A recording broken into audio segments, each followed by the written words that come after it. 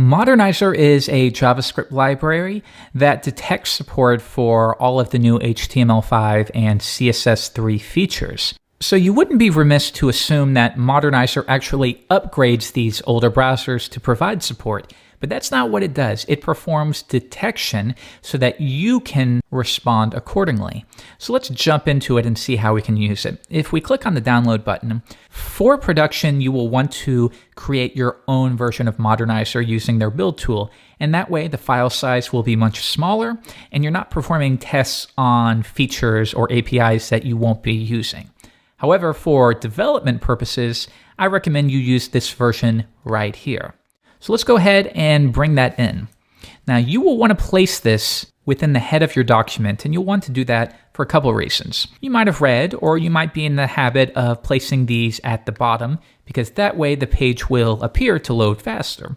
That's a smart idea and good in many cases. However, for Modernizr, you don't want to do that for a couple of reasons. First, Modernizr implements the HTML5 shim that we learned about in a previous lesson. So don't import both of those because it's already in Modernizr. And secondly, the way Modernizr works is it applies classes to the HTML tag based upon what the browser supports. So for example, if the browser supports local storage, it will apply a class of local storage. However, if it doesn't, if it's an older version of IE, the class will then be no-local storage. So you can imagine if you want to use box shadow, if you place the script at the bottom of the page and you're using these classes in your style sheets that are loaded at the top of the page, there could be what we call a flicker or a flash of content. Stick with best practice and place this within the head document and after your style sheets.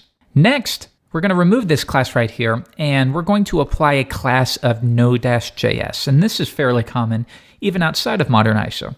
And the way this works is in browsers where JavaScript is disabled, this class will always be there, and you can use that in your style sheets accordingly. Maybe set something display none if it requires JS. Now Modernizr, what it will do is replace this. If JavaScript is enabled and Modernizr is executing, it will take this class and replace it with JS, and then it will run its feature detection. So make sure you add that on. Okay, and with this alone, let's go and see what we get when we view it in the browser. Now, of course, we have a blank page, and if I view the source, you're not going to see anything. What we want to see is the generated tree. So I'm going to open up Chrome Developer Tools, and check it out. We have this new section right here, and this is all done because of Modernizr. First, it updates Node.js to JS, and then it applies a huge handful of classes, again, are dynamically generated based upon what the browser does or does not support. So here we can see this browser supports CSS 3D transforms. It supports web workers. This is a very advanced browser. I believe this is Chrome 16. However, watch what happens if we view this in Firefox 8. Here we are, and now you can see Firefox 2 is a great browser, but it doesn't support quite as much as Chrome in general. Here we can see no transforms 3D. This browser does not support it, so that is the format it takes. When it's supported, it gives it a name, and when it does not support it, it will have a class of no dash, then the name. So we can use this now within our style sheets accordingly.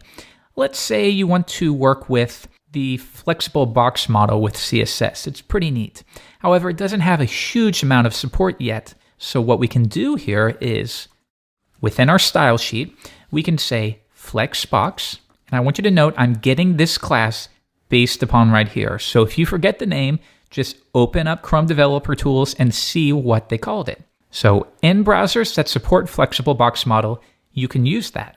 Or what you may find yourself doing more is looking for browsers that don't support the flexible box model, and then you can fall back to a float layout for whatever you're working with. Now, I want you to remember, this is the class of the HTML. So you wouldn't do it like this. You might do no flexbox, then get the container, and then you would apply the necessary floats or something like that. But what Modernizr does is it gives you those hooks to latch onto. Now, what if you're working with JavaScript? Well, it's going to be the same thing.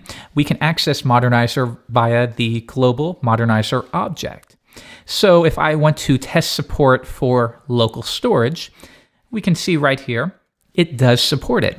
So now we can run if Modernizr dot, and now this is the official way with the capital S. However, Modernizr will want that to be lowercase. So if Modernizr.local storage, have fun. Or you can say if not, then provide a fallback or a polyfill. And we will cover that in the next lesson. Now, if we come back to the Modernizr website and we take a look at the documentation, I want you to take a look at a couple things. We can see here which browsers are supported, which feature detections are run. You can see if we're testing for border radius. Notice that the convention is it becomes lowercase. So border-radius would be tested with Modernizr.border radius with no dash. If we take a look at this example right here, we can see that in browsers that don't support box shadow, we're going to apply a border just to add a little bit of depth. However, if they do support box shadows, we're going to remove the border and instead use new CSS3 box shadows to provide that. And this is a nice way to use Modernizr. Now, the last thing in this lesson I want you to take note of is what's going on underneath the hood. And this is always important to take a look for your own sanity. So remember how in the previous lesson we learned that if we want to test for geolocation support, we can say if navigator.geolocation. Well, let's see what Modernizr does. If we scroll back and we view the source, I'm going to search for geolocation, and you can see right here, here is the test. He adds a new function to the test object called geolocation, and take a look, it does the same thing as ours. It returns navigator.geolocation, and that's because it's one of the easiest ones to detect. But what you'll find is for other tests, you have to do some different things. So for example, here we're testing for web SQL database support, and that too needs to be run through a try statement. So that's what's nice about this. Modernizr runs all of these feature tests for you so that you don't have to worry about it. You can focus on your web application and less on browser quirks.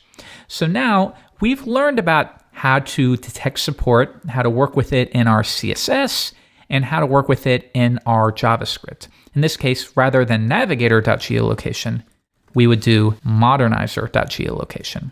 So now we've learned some browser will not support geolocation. We want to provide a fallback or a polyfill. How would we do that?